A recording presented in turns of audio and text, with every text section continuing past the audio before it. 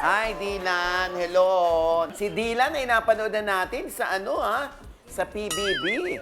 Oo, matagal-tagal ka rin. Ilang weeks ka doon? 2 months po, 2 months. 2 months ka din. O, kumusta na? Nakita na ba kayo sa labas ni Chas? Opo, nakita na po kami. Actually, magkasama kami kanina. Kami Kanina? mga housemates. Yeah. Oo, kanina nag-reunion kayo. Opo. Oo, ayan. Pero si Fiang ba ang bet mo talaga manalo?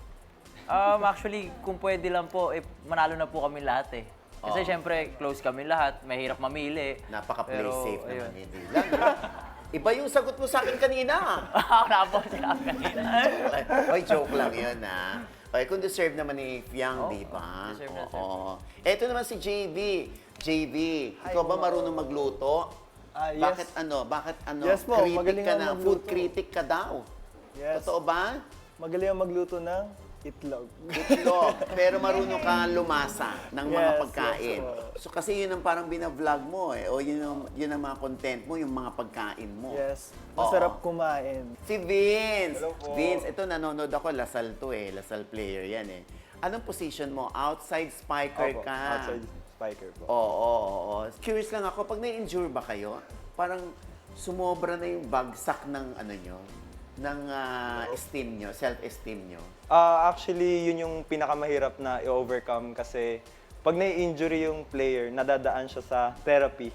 Pero yung mental na effect sa player, yun yung mental effect yun? lagi po, lalo na po pag mga major injuries, ganyan. Oo, Yun po yung pinakamahirap na i-overcome, Oo, yung mental effect po sa player. Kaya mahalang players eh, pag di ba, parang bubuo kayo ng team. Opo. Di ba, kaya sila mahal kasi pag na-injure yan, parang feeling nila wala na silang pakinabang or Yes po. humihina yung kanilang no? Yun po yung pinakamahirap Oo, pag na-injury. oo. Si Carl naman. Nanonood. Oy, Carl, ikaw nagsasayaw ka sa harap ng fast food.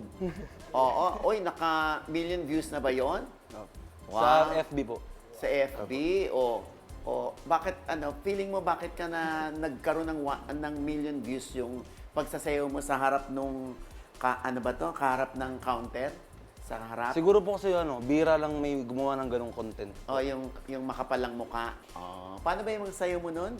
Budots lang po. Budots? Paano yung budots? Yung ganun. Sige nga, uy, baka pwede nyo masamahan si Carlo. Kaya nga, Sino kasama? At dito sa harap kasi hindi makita yung katawan nyo eh. Oh.